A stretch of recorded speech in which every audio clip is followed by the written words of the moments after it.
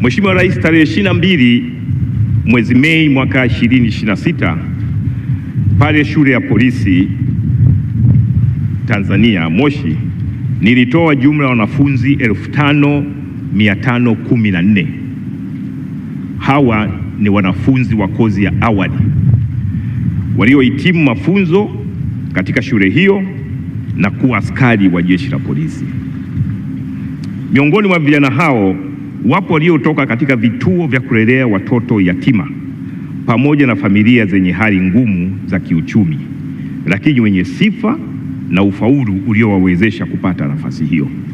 Wapo wenye elimu za form 4, wapo wenye elimu za form 6 na wapo wenye elimu za chuo kikuu.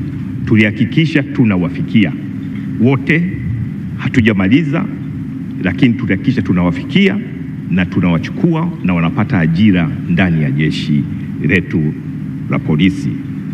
Hii ni sehemu ya dhamira ya serikali yako ya kuhakikisha kuwa fursa ndani ya jeshi la polisi zinawafikia Watanzania wa makundi mbalimbali bila ubaguzi, huku tukiwapa vijana wenye sifa nafasi ya kulitumikia taifa lao na kujenga maisha yao kupitia ajira hizi.